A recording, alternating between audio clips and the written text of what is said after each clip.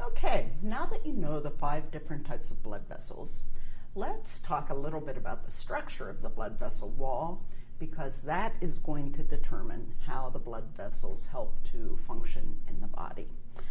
So if we think about the structure of the blood vessel, what I'd like to do first of all is look at the photo or illustration that I have open in front of you. And what you'll notice there is that all of the blood vessels in the body, except for capillaries, have a wall that consists of 3 different tissue layers. And we call those layers the tunica externa, which is the outermost layer, the tunica media, which is the middle layer, and then most internally we have the tunica intima. So if we think about how these different layers are different in terms of their structure, I'd like to focus first on the tunica intima. The tunica intima is is made up of a tissue that is thin and smooth, and it's continuous with the endocardium of the heart. You remember the endocardium of the heart? It lined the chambers of the heart and it covered the heart valves, right? The endothelium, which lines the blood vessels, is continuous with the endocardium. And so the endothelium also provides a surface that's smooth and low friction so the blood can flow past it in as streamlined a way as possible. If you look at this photo, what you'll see is that it's the tunica intima that is in direct contact with the blood. The blood is flowing through the central opening of the blood vessel. We call that central opening the lumen, and the tunica intima directly surrounds the lumen, okay? Okay, so one of the other things you see from looking at this illustration is that the capillary wall consists just of that endothelial layer, but all of the other blood vessels in the body have the 3 tunics in their walls, which I've talked about previously, right?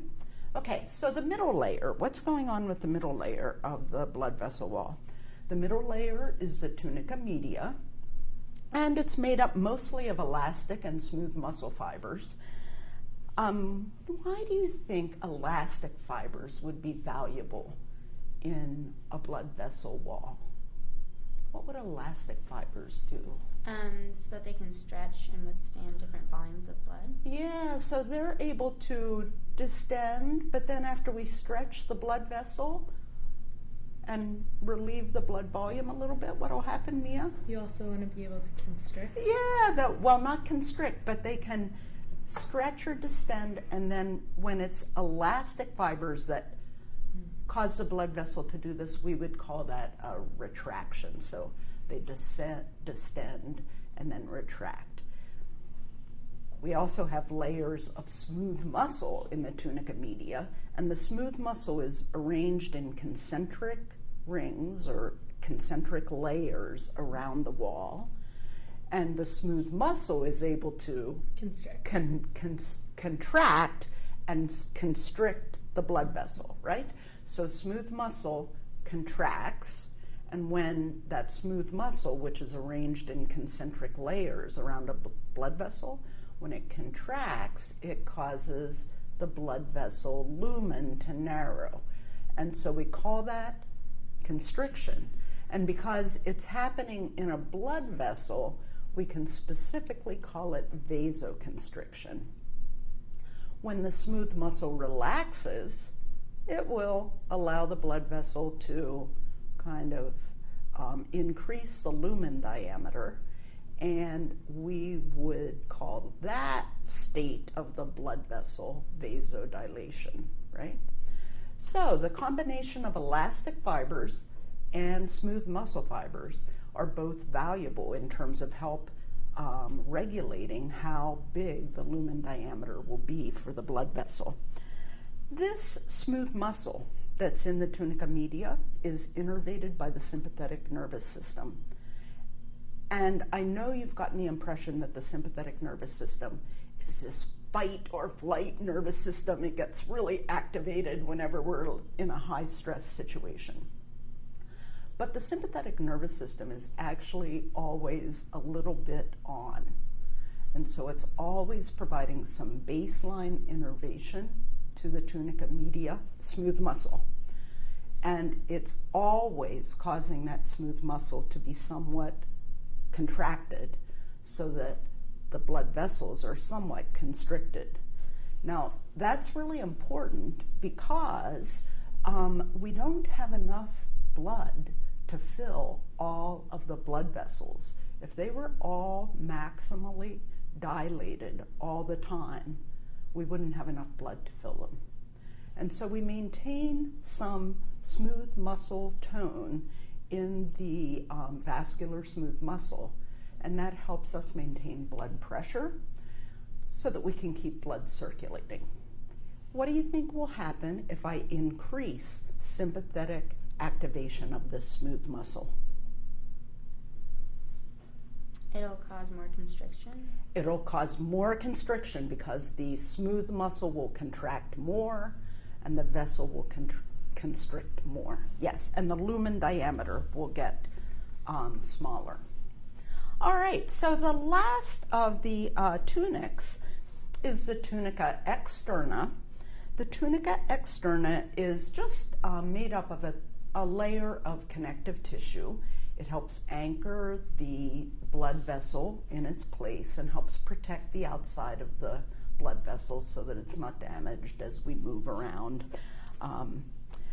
And that is basically what's going on in the blood vessel walls. Now, the thing is that not all blood vessels are alike, right? We have arteries, we have veins, we have venules, we have arterioles. They're not all alike. And they're not all alike because the exact composition of the tunics varies from one type of blood vessel to another. So if I look specifically at the arteries, I know that they are the blood vessels that carry blood away from the heart. There are actually several different kinds of arteries, and the kinds of arteries that we have closest to the heart are called elastic arteries. They get that name because their tunica media contains relatively more elastic fibers than we see in other kinds of arteries. And those elastic fibers are important. So think about what happens in the large arteries that are close to the heart. They are exposed every time we go through ventricular systole and blood is ejected into those large arteries. What happens to them, Steph? They have the pressure from all that blood on the arteries that are coming, like the blood that's coming out to those arteries. Yeah, so that blood is gushing in, and that's causing the arteries that are closer to the heart to distend, right? Because of that surge of blood that is pushed into the arteries. Now, if we're going to keep a continuous flow of blood through the blood vessels, we know that that blood that distended the elastic arteries is not going to stay in one place, right? It's going to gradually circulate through other blood vessels. But the thing that makes it circulate is the surge of blood has distended the blood vessel. The elastic fibers in the tunica media will retract and keep that blood in the elastic arteries under continuous pressure, forcing it off into other parts of the vascular system. So the heart can beat once per second, but because of those elastic fibers being able to retract, we're able to have a continuous flow of blood. That's kind of cool, isn't it? I think that's pretty cool. Okay, and our heart would have to do a lot more work if we didn't store pressure in the elastic arteries and then have the elastic arteries retract and keep pushing the blood off into the circulation.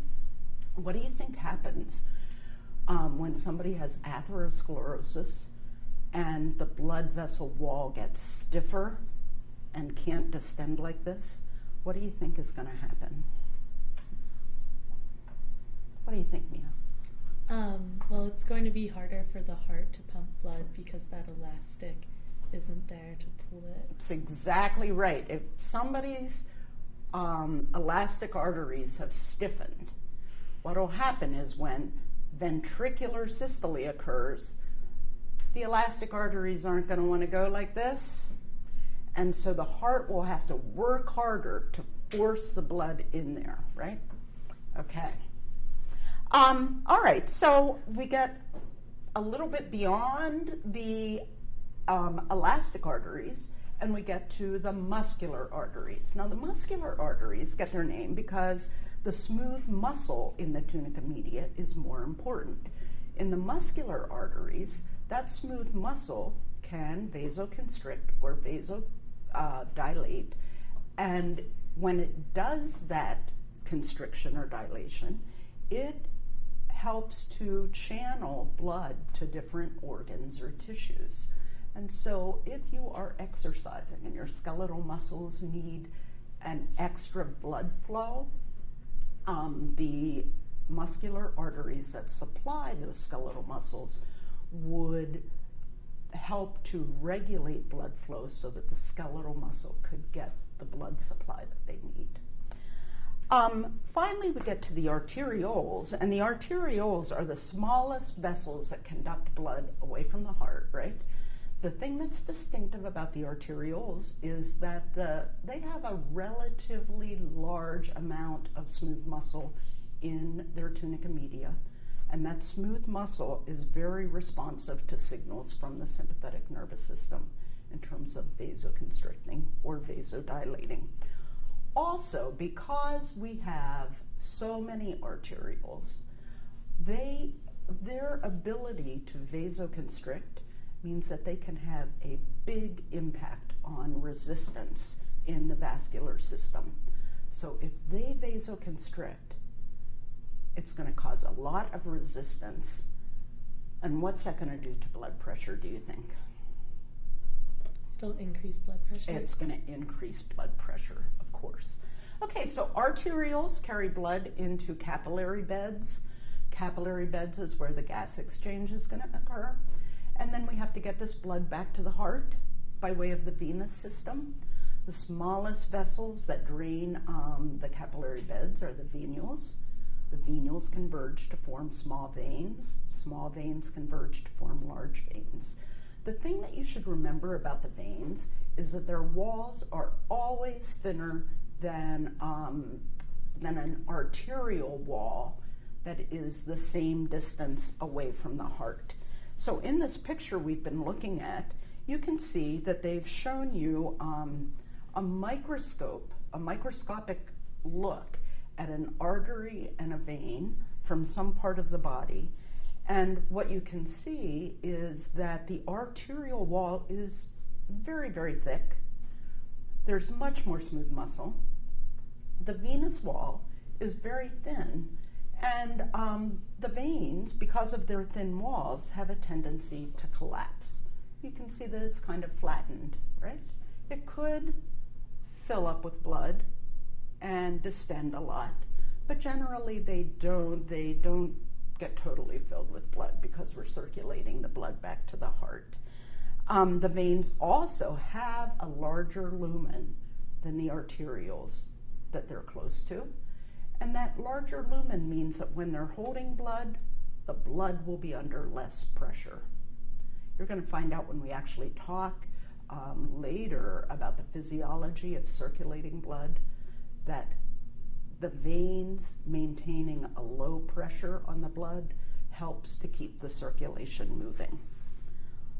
All right, so I think that we've pretty much covered the highlights of the vascular anatomy, and that will give you a good understanding for thinking about how we keep the circulation going and what creates blood pressure.